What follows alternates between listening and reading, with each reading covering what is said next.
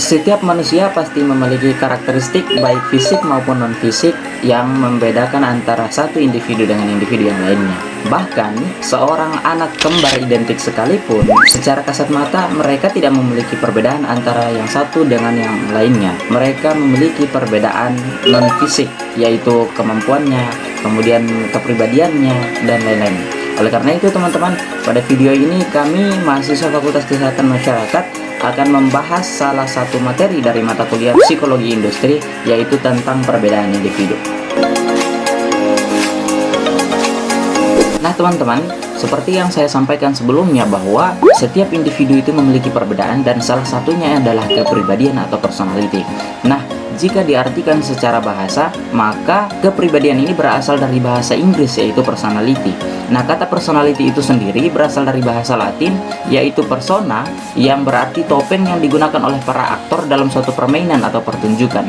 Artinya bahwa seorang aktor apabila menggunakan topeng tersebut, dalam hal ini peran ya, jadi seorang aktor itu harus berperilaku, harus memiliki sikap, memiliki karakter, harus sesuai dengan apa yang ia perankan.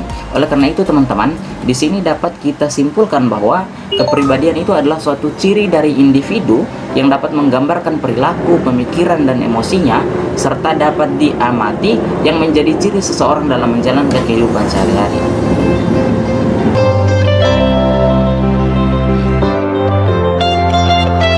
Dalam konseptualisasi kepribadian terdapat model kepribadian 5 besar. Teori sifat kepribadian model 5 besar atau Big Five Personality Trait Model yang dikemukakan oleh seorang psikolog terkenal yaitu Lewis Goldberg.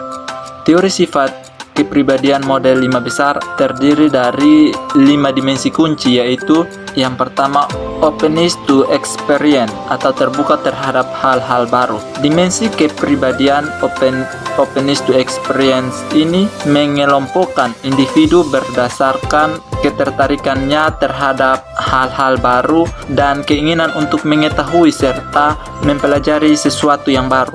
Yang kedua, conscientiousness atau bersifat berhati-hati. Individu yang dimiliki dalam dimensi ini cenderung lebih berhati-hati dalam melakukan suatu tindakan ataupun penuh pertimbangan dalam mengambil sebuah keputusan.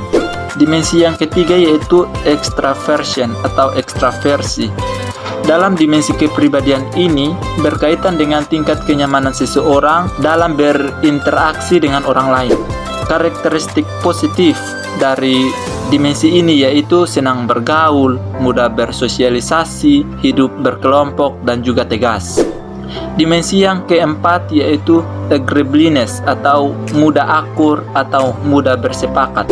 Individu yang berdimensi agreeableness ini cenderung lebih patuh dengan individu lainnya dan memiliki kepribadian yang ingin menghindari konflik. Karakteristik positifnya yaitu dapat bekerja sama, penuh kepercayaan, bersifat baik, hangat, berhati lembut, serta suka membantu. Dimensi yang kelima yaitu neuroticism. Neuroticism adalah dimensi kepribadian yang menilai kemampuan seseorang dalam menahan tekanan atau stres.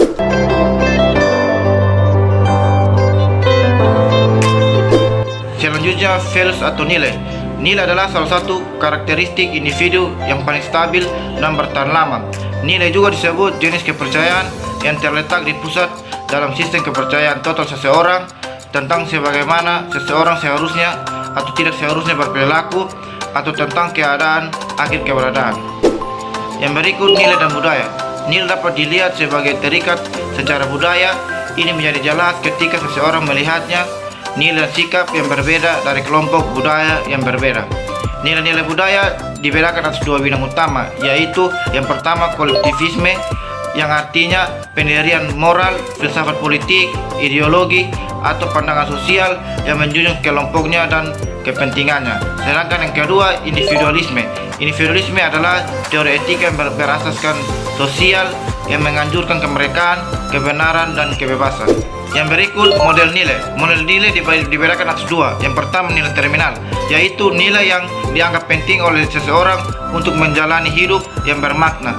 Yang kedua, nilai instrumental yaitu nilai individu yang digunakan untuk mencapai keadaan akhir dari tujuan mereka.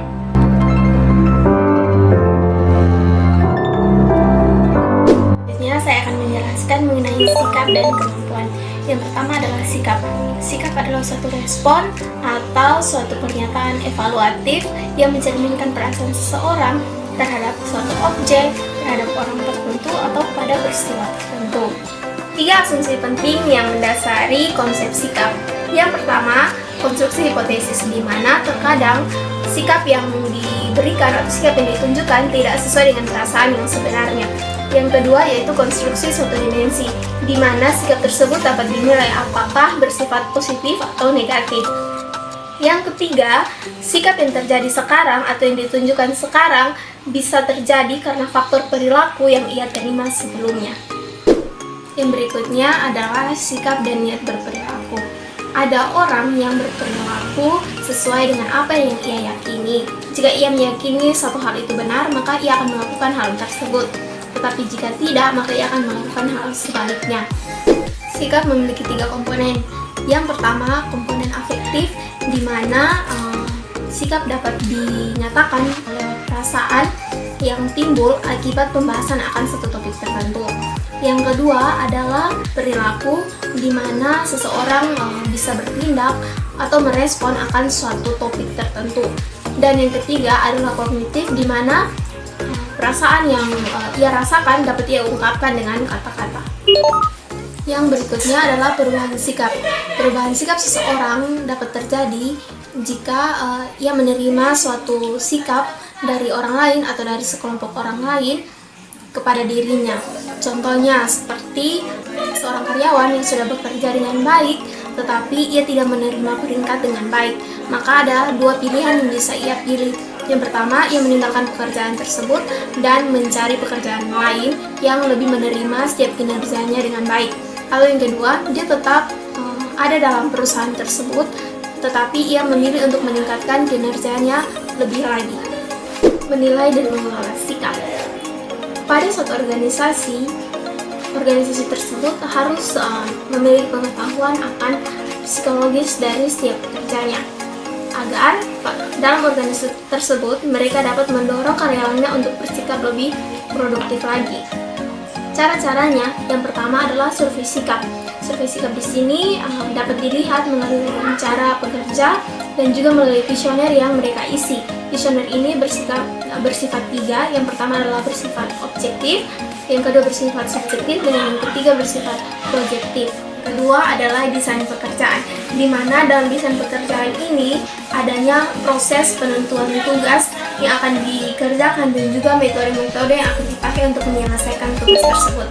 Yang ketiga adalah pemilihan personil, di mana dalam pemilihan personil ini adalah penentuan karyawan atau kelompok yang akan bekerja secara bersamaan untuk menyelesaikan tugas tersebut.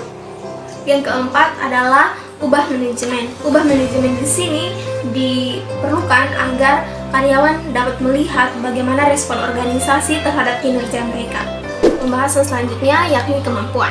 Kemampuan adalah suatu kapasitas untuk melakukan fungsi atau tugas tertentu, baik secara fisik ataupun secara mental. Kecerdasan seringkali disebut juga kemampuan kognitif, di mana seseorang dapat belajar dengan baik, dapat bernalar dengan baik, dapat mengingat dengan baik, dan dapat memecahkan masalahnya dengan baik.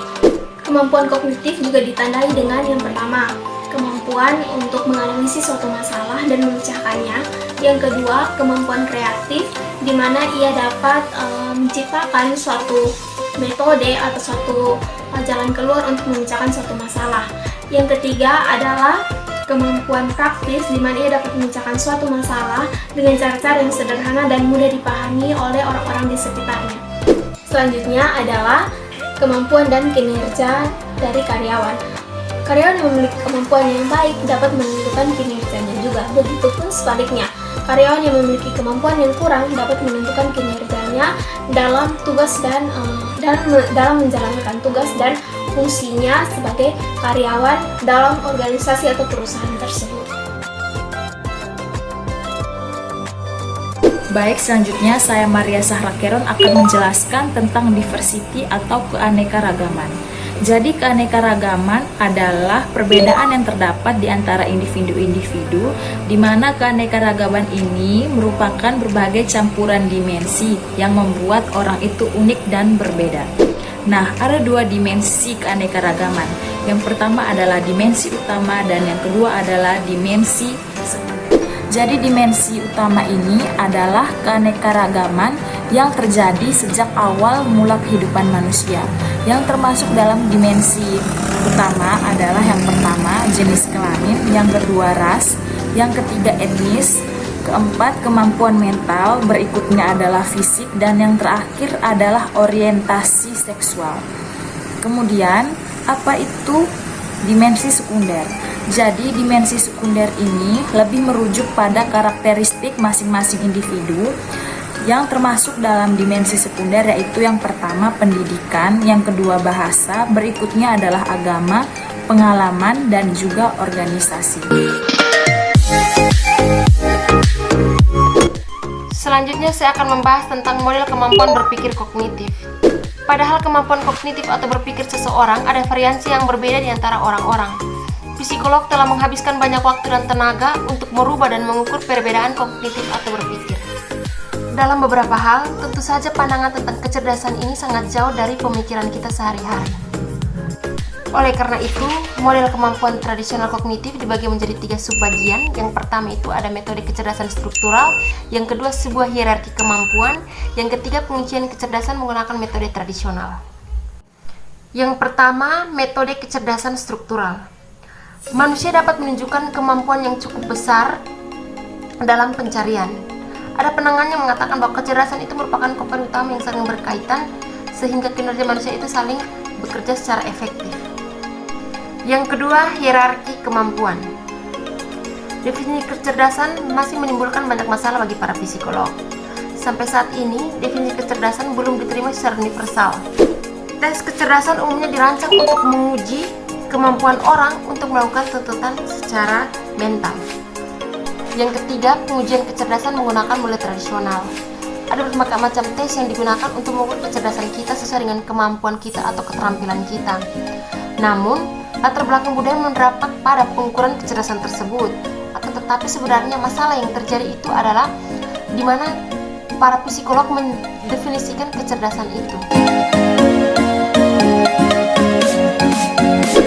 Nah teman-teman, selanjutnya saya akan menjelaskan tentang model terbaru dari teori kecerdasan.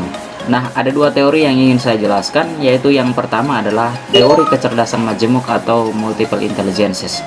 Teori ini merupakan salah satu teori belajar yang dikembangkan oleh Howard Gardner tahun 1983, yang di dalam bukunya yang berjudul Farmers of Mind pada tahun 1983, ia mendefinisikan bahwa kecerdasan sebagai kemampuan untuk memecahkan suatu masalah dalam menciptakan suatu produk yang bernilai pada suatu budaya.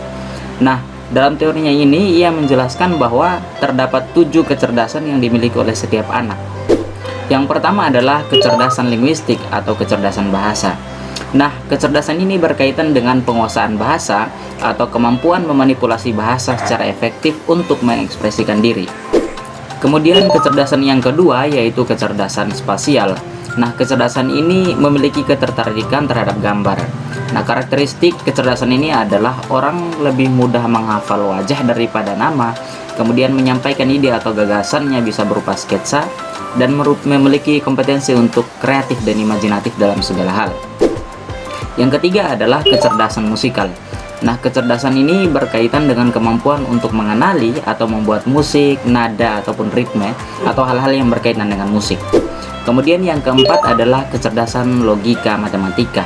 Nah, teman-teman, pemilik kecerdasan ini lebih menyukai kegiatan-kegiatan yang berhubungan dengan angka-angka, kemudian mampu menyelesaikan soal-soal hitungan, mampu menginterpretasikan tabel, grafik, diagram, atau senang dengan permainan yang melibatkan strategi, atau suka beranalisa atau bernalar.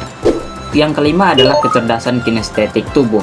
Nah, kecerdasan ini dimiliki oleh seseorang yang mampu memahami tubuh seperti berolahraga, menari, mampu menirukan gerakan-gerakan yang ia lihat. Jadi, intinya kecerdasan ini memiliki karakteristik aktif dalam kegiatan-kegiatan yang melibatkan fisik. Yang keenam adalah kecerdasan interpersonal. Kecerdasan ini dimiliki oleh seseorang yang memiliki jiwa sosial yang tinggi, kemudian dapat memahami perbedaan pola pikir, memiliki rasa percaya diri yang tinggi, dan memiliki empati yang besar terhadap orang-orang yang ada di sekitarnya. Dan yang terakhir adalah kecerdasan intrapersonal. Nah, karakteristik pemilik kecerdasan ini adalah cerdas dalam memahami diri sendiri, suka merenung segala hal yang penting, suka membuat catatan-catatan penting, misalnya orang yang membuat diary. Kecerdasan ini juga dimiliki oleh orang yang selalu berpikir realistis, dan biasanya orang seperti ini senang memikirkan masa depan dan cita-citanya. Teori yang kedua adalah teori triaksis. Nah, teori ini dikembangkan oleh Robert Sternberg yang menganggap bahwa kecerdasan adalah sesuatu yang berkaitan dengan pengolahan informasi. Nah, ia mempelajari bagaimana informasi itu mengalir ke dalam diri seseorang dan bagaimana informasi itu berubah sesuai dengan kebutuhan lingkungannya. Nah, analisis yang dilakukan itu akhirnya muncullah sebagai 3 model kecerdasan atau yang disebut juga dengan triaksis. Sampai saat ini ada 3 konseptualisasi kecerdasan emosional yang dikemukakan oleh yang pertama Goleman, kedua Baron, ketiga Mayer dan Salovey. Yang pertama, menurut Goleman, bahwa kecerdasan emosional itu adalah kemampuan untuk memotivasi diri sendiri, untuk bertahan dalam menghadapi frustasi, dan juga kemampuan untuk mengendalikan pikiran serta suasana hati. Baik, yang kedua adalah menurut Baron, terdapat 4 domain kecerdasan emosional. Yang pertama adalah kecerdasan intrapersonal, yang kedua adalah kecerdasan interpersonal, ketiga adalah kecerdasan beradaptasi, dan yang terakhir adalah manajemen stres. Baik, selanjutnya menurut Mayer dan Salovey, kecerdasan emosional digambarkan sebagai model pengembangan dari kecerdasan tradisional, di mana kecerdasan emosional ini merupakan konsep pengembangan dari memproses dan mengambil manfaat dari emosi. Nah, teman-teman, demikianlah presentasi dari kelompok kami tentang perbedaan individu. Terima kasih dan salam sehat.